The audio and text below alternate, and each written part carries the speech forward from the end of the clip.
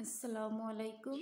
আমি happy kitchen থেকে আপনাদের সবাইকে স্বাগতম। আমার আজকের রেসিপি আটা দিয়ে গ্যাসের চুলায় তেলে ভাজা নরম তুলতুলে বনরুটি। দেখুন কতটা সফট হয়েছে, দেখলেই বোঝা যাচ্ছে। খুবই সহজ। তো চলুন চলে যাই মূল রেসিপিতে। এখানে আমি 1.5 কাপ আটা দিয়েছি, 1/4 কাপেরও একটু কম চিনি দিয়েছি। চিনিটা অবশ্যই আপনাদের স্বাদ অনুযায়ী দেবেন। পরিমাণ মতো লবণ, 1 টি-স্পুন ইস্ট। শুকনো উপকরণকে একটু ভালো করে মিশিয়ে নেব। দিয়ে দেবো নর্মাল তাপমাত্রায় রাখা একটি ডিম।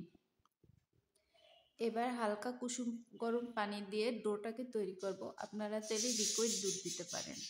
দিয়ে দেবো 2-3 চামচের মতো তেল। এবার অল্প অল্প পানি দেব আর ডোটাকে মিশাবো। আপনারা চাইলে এটা লিকুইড দুধ দিয়েও করতে পারেন, সেক্ষেত্রে আরও বেশি ভালো হয়।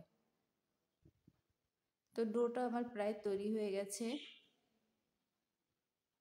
এবার উপরে একটু তেল মাখিয়ে 1 ঘন্টার জন্য রেস্টে রাখবো। দ্রুত ভালো রেজাল্ট পাওয়ার জন্য একটা পাত্রে গরম পানি দিয়ে হালকা কুসুম গরম তার উপরে পাত্রটা রেখে দেবো, এতে করে দ্রুত অ্যাক্টিভ হয়ে যাবে। তো 1 ঘন্টা পর ফিরে আসলাম। তো আমার মাশাআল্লাহ ডোটা ভালোই ফুলছে। এবার আমি এটাকে আবার মুথে নেব। সামান্য একটু আটা দিয়ে নেব।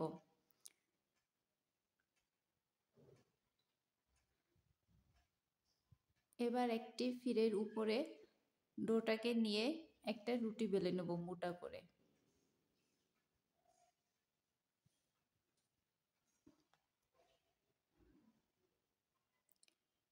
এবার একটা স্টিলের গ্লাসের সাহায্যে আমি ছোট ছোট করে কেটে নেব।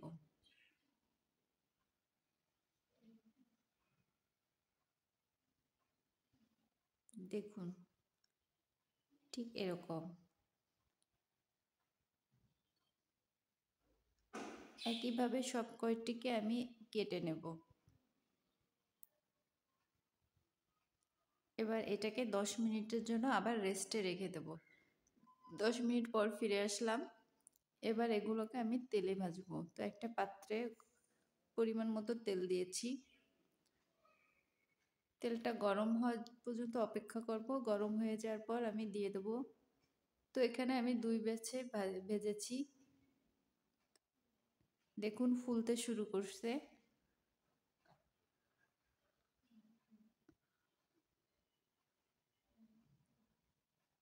একটা চামচের সাহায্যে উপরে একটু বারবার তেল দিয়ে দেব। তো যথেষ্ট ফুলছে, দেখেই বোঝা যাচ্ছে।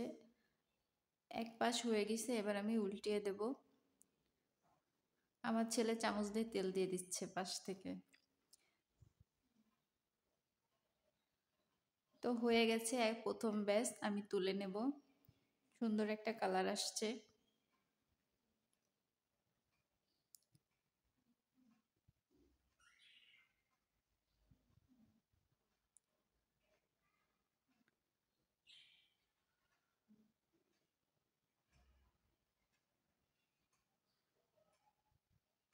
এবার দিয়ে দেবো বাকিগুলা।